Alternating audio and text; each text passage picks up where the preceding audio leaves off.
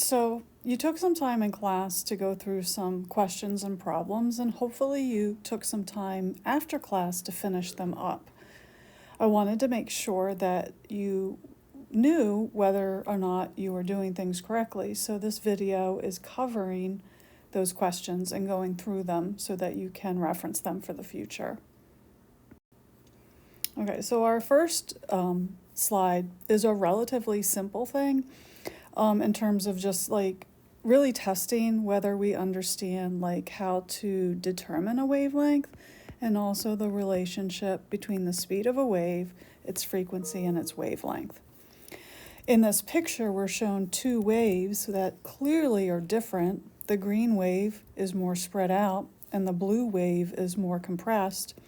And the difference that we're being shown in these two pictures are that they have different wavelengths. The wavelength of the green is longer than the wavelength of the blue. That's really all that I could do to compare them. I could try to see how the distances compare, but I think that would be kind of difficult. The next thing is we're told that they travel at the same speed, so we want to make some sort of conclusion about their frequencies. So what we're basically being told is that their speed is for the green wave and the speed for the blue wave is the same. So I'm just going to call it V. And what we see here is this is going to equal to the frequency of the green wave times its wavelength. And it also would be equal to the frequency of the blue wave times its wavelength. Now, this, if you think about it, and you might want to use numbers to help you out, the wavelength of the blue is longer than that of the green. So this means that this is a bigger number. And so when I multiply the wavelength times the frequency, though, for both of the waves, I have to get the same number. So let's say the green wave had a wavelength of, say, 5. I have to multiply it by some number that's the frequency to get the speed of the wave, which, I don't know, maybe it's 10. So from that, if the wavelength of the green was 5 and the speed was 10, I'd know the frequency was equal to 2. That would be the frequency of the green wave. But maybe the wavelength of the blue wave, maybe that is equal to 2. And then that means the speed of that one is still 10, so the frequency of the blue wave would be 5. So this is what I'm doing, sort of using numbers to help me out with that. But what I should also know is that in this relationship, if these two terms multiplied together give me the same number, if the wavelength of the green is bigger than the wavelength of the blue, then that means that the frequency of the green has to be less than the frequency of the blue. You know, if I'm multiplying the two numbers together, one of those terms has to be the big one and one of them has to be the small one. And that kind of played out when I gave my number examples. Hopefully that makes sense, because this is kind of a mess, isn't it? Okay, the next question that you had was with this graph. And it might take a little while to get the hang of what we're being shown in this graph. Basically, we're looking at a snapshot of the wave at two different times.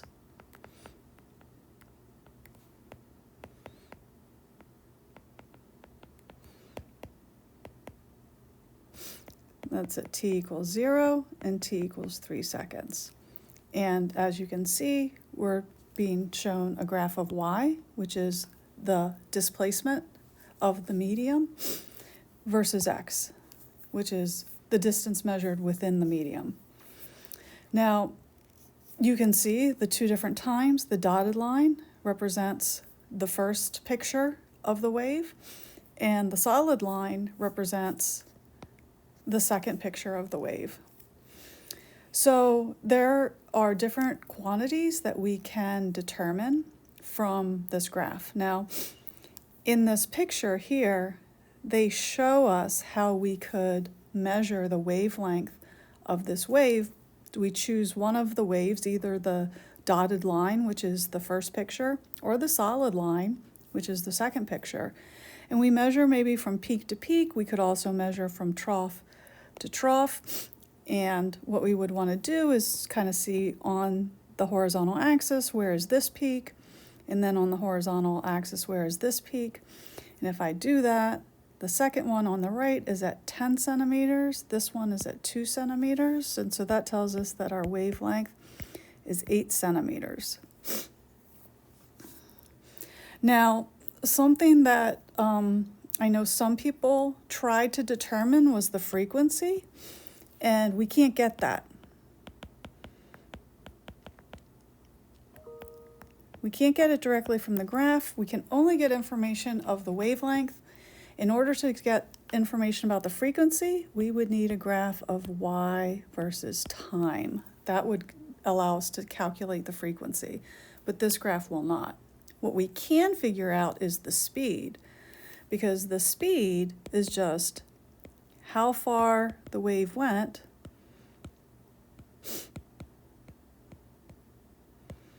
in a certain amount of time. And they've actually been really nice, because in this picture, they actually showed us the distance that the wave traveled. They went from the peak of the wave that when it was measured at 0 seconds, and so they measured from this peak. And then they went to the next peak of the wave when it was drawn 3 seconds later. So the idea is that this peak moved from this location to this location in that 3 seconds. And so if we look at our horizontal axis for that, we see that the distance that the wave traveled was 6 centimeters, and that took 3 seconds. And so our speed is 6 centimeters per second. And I'm okay in this situation if we're using centimeters in our measurements. It's not as important that we go with meters when we're talking about the waves. We just have to be consistent and use everything. If we're going to measure centimeters, then everything's going to be in centimeters. When I get the velocity and the wavelength, now I can find the frequency. So I can calculate the frequency from this graph, but I can't actually extract it directly from the graph. Like, I can't do a measurement on the graph and get it.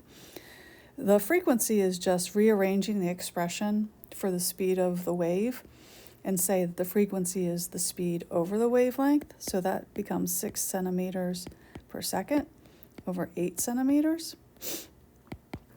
And so that becomes 3/4.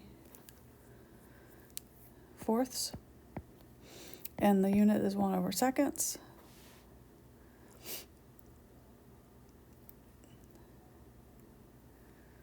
Oh, I made a mistake here.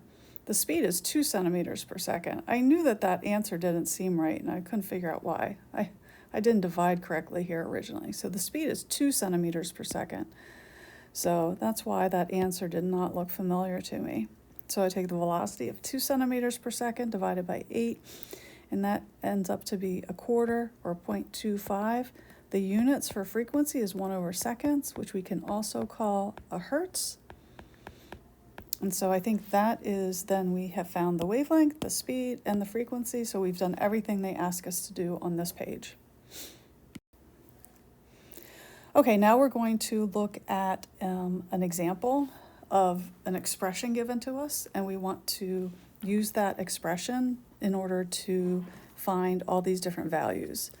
We might want to remind ourselves that the general form of the wave is a sine of kx plus omega t plus phi. Because I already saw the plus sign in here, so I went with that expression. So here then we just, for some of these values, we're just matching up. You know, what's out in front, that's the amplitude. So the amplitude is 13 centimeters. The number that's in front of the x is the wave number, so k is 5, and that's measured in 1/centimeters. Omega is 7, 1/seconds. And so those values are super easy to find. Now some of these values I can find other things from. So for instance, the wave number is related to the wavelength. So I can use this to calculate the wavelength.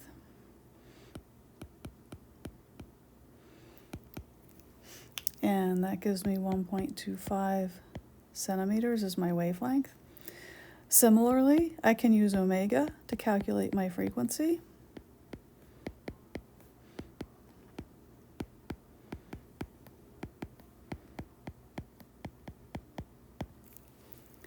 I can use frequency to find period.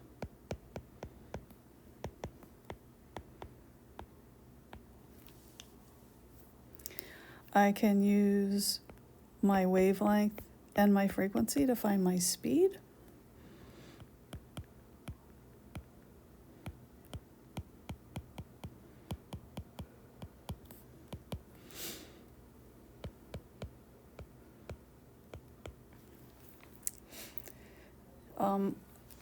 Because of the plus sign, my wave is traveling from right to left. So I do think I just should actually mention that I think I found everything I was supposed to for the first question. I found the amplitude, the wave number, the angular frequency, the speed, the period, and the wavelength. So I did find everything. That next question asked which way it was traveling. I answered that question.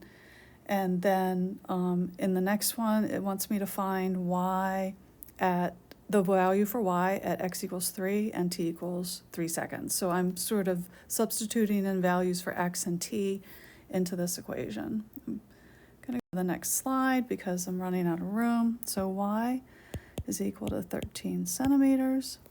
The sine of 5 times 3 plus 7 times 3 equals 13 centimeters. Sine of 15 plus 21 equals 13 centimeters. The sine of 36. Now, there's something important to understand here. This angle, the way that we represent the wave number and omega, this is in radians.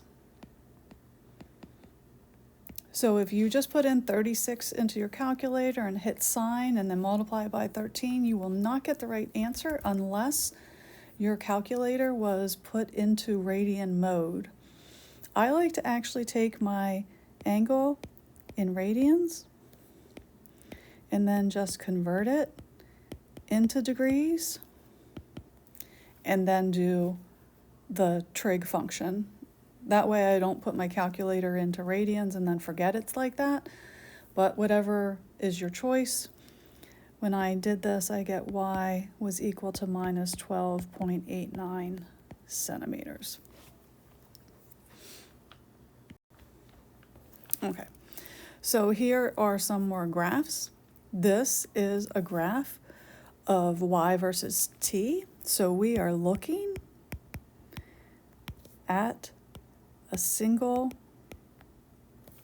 position.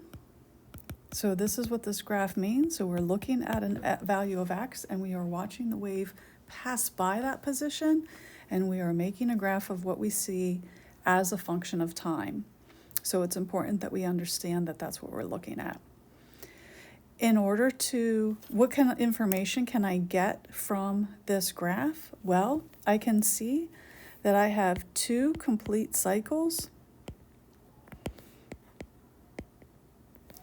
in 4 seconds. So I have, here's one cycle from here to here, and then another cycle from here to here. And so that's what I mean by 2 complete cycles. That means that the period is 2 seconds, and then the frequency is 1/2. And so that's where we get our answer is 1/2 hertz. Now I'm looking at exactly the same graph. It's still y versus time, and it asks me to find the wavelength. I can't.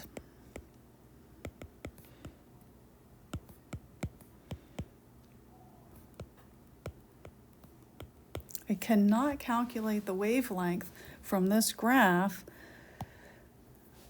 The only way I would is if someone gave me,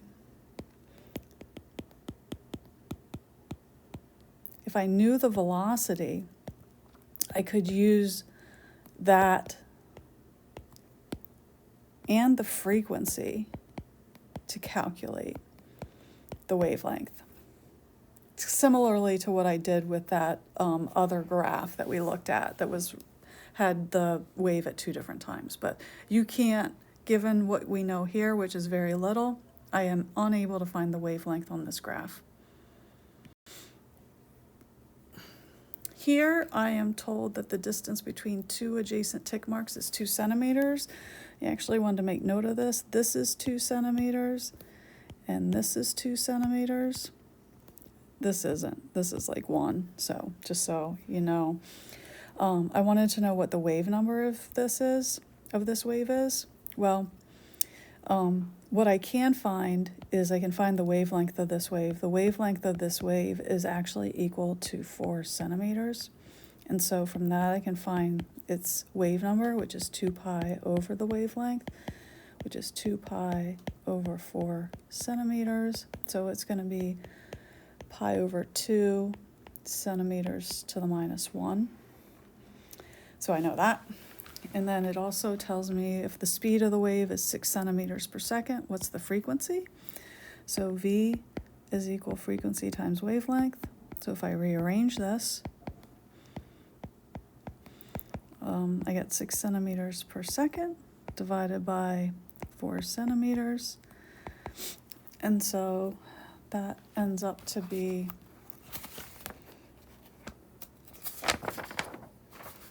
I think 1.5 hertz is the frequency.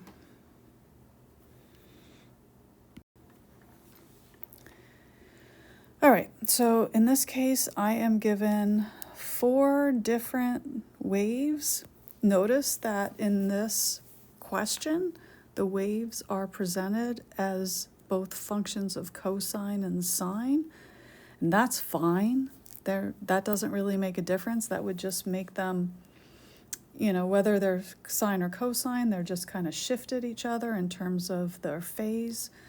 But the things that are really important to me are these coefficients of x and t, which give me the wave number and the angular frequency. The question is which of these waves have the same period? The period is going to come from the value of omega, which we can remember is 2 pi frequency, or can be written as 2 pi over the period. So the coefficient that's in front of the t in these expressions is telling me omega. And so if waves that have the same omega are also going to have the same period. And what we see is that 1 and 3 have the same omega, which is 21, and these two have the same omega, which is 42. In both the cases, they have different signs, which doesn't really matter. That's just whether they're going from left to right or right to left. That doesn't influence their period or their omega. And so my final answer would be 1 and 3, and 2 and 4 have the same period.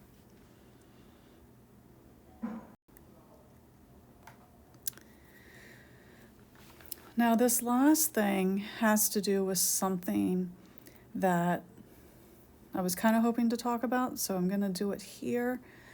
In this problem, we're asking about the transverse velocity and acceleration of a point on the wave, which is actually, if you're thinking about the wave traveling through a material, and this is what it looks like at an instant in time, here's a point on the wave, so maybe this is a wave on a string. As the wave travels through it, this particle at this point on the string is moving up and down, and that is what we're talking about in terms of the transverse velocity and the transverse acceleration. And so that's what they're asking about. They're not asking about the speed of the wave. That's different. This is actually the speed of a particle in the medium, how it moves up and down as the wave travels through it. And so let's take a look at how we would calculate that. This is just a picture kind of showing that as the wave is traveling through it, these velocity vectors and acceleration vectors, you can see again, are up and down. Those are what we're calling the transverse acceleration and velocity because they're at a right angle to the propagation speed, and they are different. Notice they're saying that these are velocities in the y direction and acceleration in the y direction. Okay, so this is the picture just showing it. Let's figure out how we calculate that. So we're going to start with this general expression.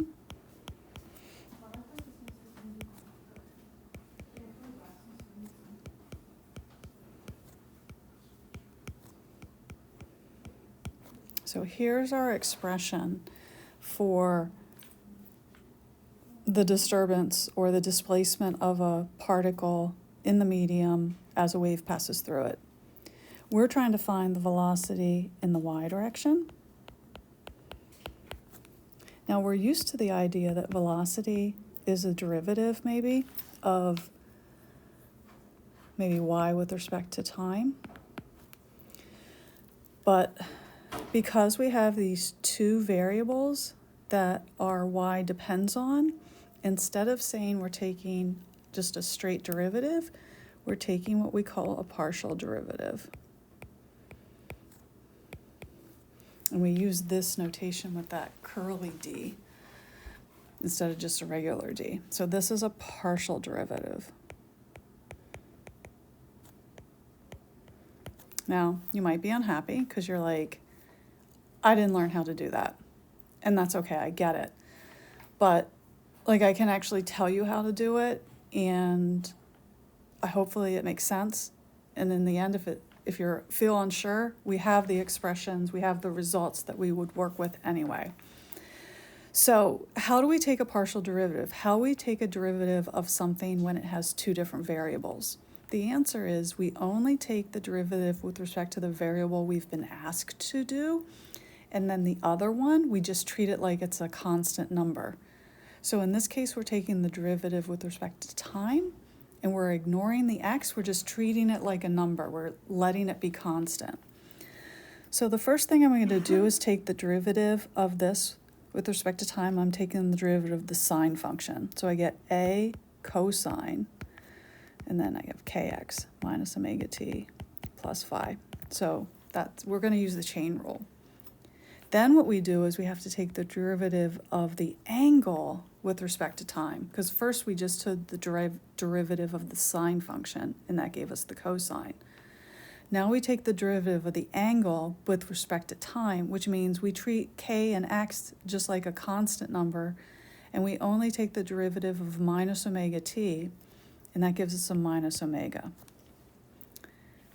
Easy as that. So our velocity expression is minus omega a cosine of kx minus omega t plus phi. All right, so we have our velocity in the y direction, so that's our transverse velocity, and this is what it looks like. If I want to find the acceleration, I'm going to do this derivative again.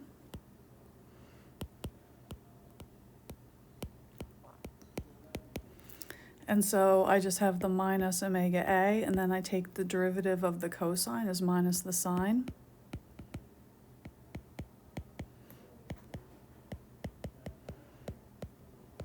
And then I have to take the derivative of the angle inside of the sine, and I get another minus omega from that.